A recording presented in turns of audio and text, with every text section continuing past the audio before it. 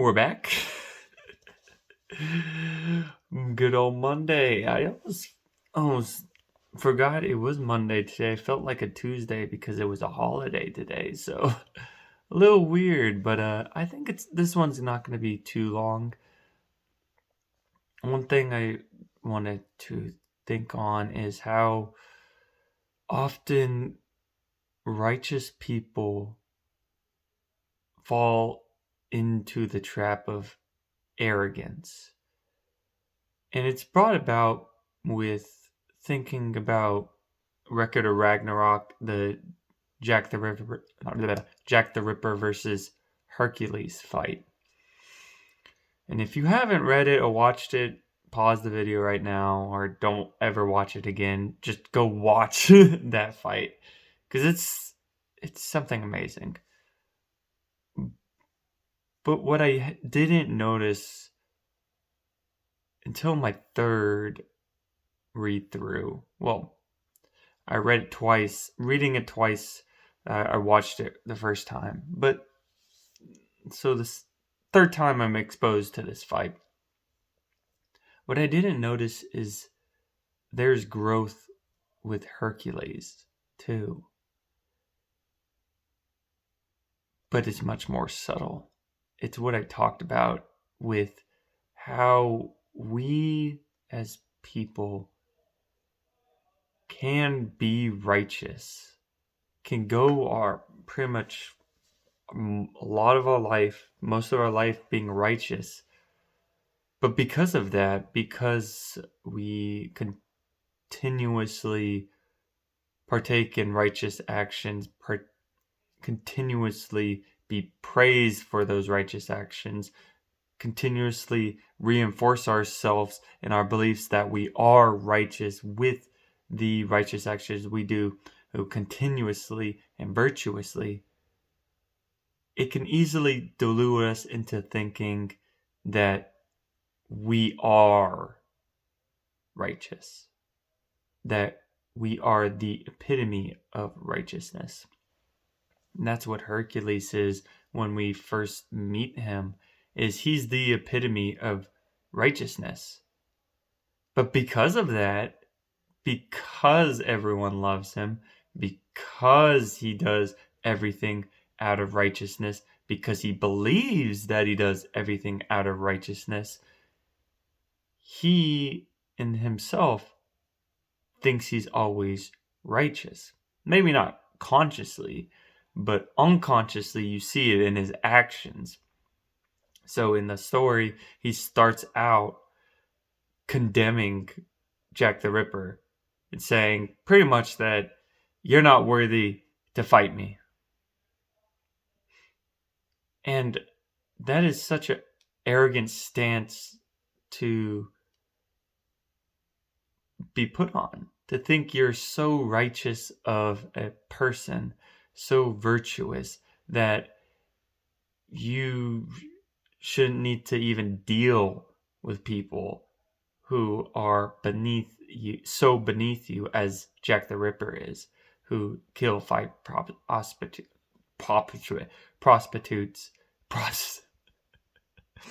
prostitutes and butcher them, thinking that even you who are somehow beyond that, or not beyond the act, but that you shouldn't even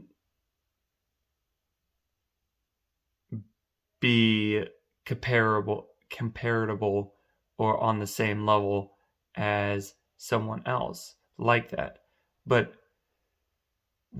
what he comes to realize is that we're all on the same level. We're all human. And once he realizes that and he sees the humanity in Jack the Ripper, even though he's considered the epitome of evil in this world, but once he sees his humanity, that he's suffering, that he has a tragic backstory where he's been betrayed by his mother and his father and his whole society, and that he's never experienced unconditional love before, Hercules realizes, and I think grows, and comes to the realization that his arrogance was blinding him, was getting him overly emotional and separating him from his own humanity when he was supposed to be the epitome of humanity. And once he starts to realize that, he starts to take Jack the Ripper seriously. He starts to take this fight as something worthy of being a fight. Because when he finally acknowledges Jack the Ripper's suffering and says, I'm going to save you from your suffering. I know you're human now. I don't think of you as something other than human. I don't think of you as a monster. I don't think of you with these sharp fangs. I don't think of you as something other than human. I think of you as humanity. And because I love humanity, I initially love you as well. Different kind of love than your romantic and passionate. It's the human love. Let's preface that. But I love you. Oh, I love your humanity. And because of that, right afterwards, he gets serious. He brings out the hellhounds pretty much that will kill him if the fight goes on too long. And brows down with Jack the Ripper. And this is the time, too, when Jack the Ripper finally, well, not finally confronts, but sorry, that's later. But I like that transition.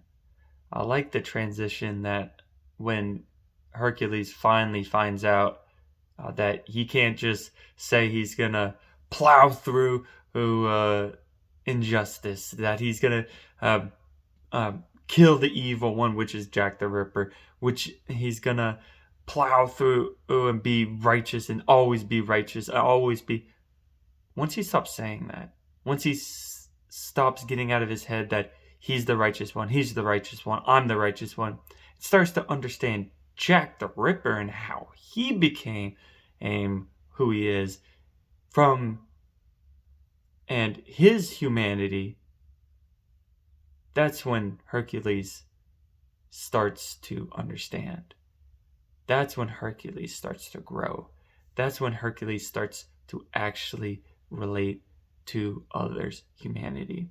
Well, not others' humanity, but the worst of humanity. That's when he starts saying, even though humanity has all these horrible traits, I will still love humanity. He's saying it on a metaphysical level because Jack the Ripper is the epitome of malice and evil. He's saying that in this metaphysical sense that he's going to love humanity even no matter how evil it is. And below that, it's that implication that he's going to love Jack the Ripper too, because he's human too. And he might represent evil in this world, but he's a human, so he's going to love him anyways. And that's why I love this story. There are so many just layers. There's metaphysical layer. There's the actual physical layer. There's the fighting, how that represents, and how Jack the Ripper feels about how Hercules at the time. When he starts the fight, he's away from him. He doesn't want to get close to him. He doesn't want to show himself, expose himself. But later in the fight, when he has to get close to him to try to fight him, it's that representation of, okay, well, maybe you're actually someone who could love me, maybe, but I need to get close to actually figure out if that's true or not. I can't just keep hiding and hiding and hiding. And he could have. Hercules says that there's nowhere for you to hide, and Jack the Ripper says, as I don't need to, the whole city is my weapon. And he pretty much could, but he doesn't.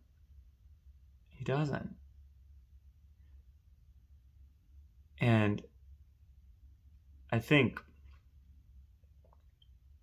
this understanding by Hercules of going beyond his arrogance and realizing Jack the Ripper's humanity, and realizing that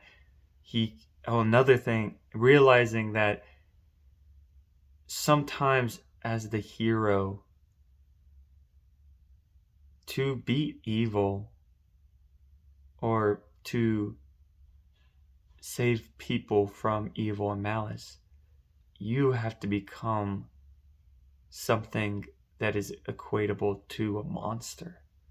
You have to show your dark side so that the person of evil can know you're relatable, that you have the same impulses, but also for that person of evil to overcome those evil impulses and become the hero of this story. And that's what Jack the Ripper becomes. Even though everyone hates him at the end and throwing rocks and trying to abuse him, he became the hero of humanity. He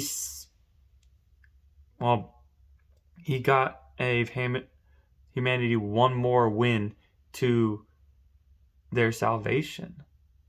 And Hercules becoming that hellhound and looking like a monster. The whole crowd was saying how sinister he looks. And that was as part of Hercules sacrificing himself and his arrogance and his ego to save Jack the Ripper from his own malice, is shedding off your ideas of righteousness, shedding off your ideas of justice, shedding off what you think is good and bad, to understand what the person in front of you needs at this moment. And I think maybe that's not what Hercules was thinking, but I think that he understood that in some context, is that Jack the Ripper needed, in this sense, to understand that Hercules can be a monster too. That's part of our humanity. And man, that's why I love this so much. I love Record of Ragnarok and Jack the Ripper versus Hercules fight, because it's just it's like, what? Especially since this last one too is like, yeah, it's just good.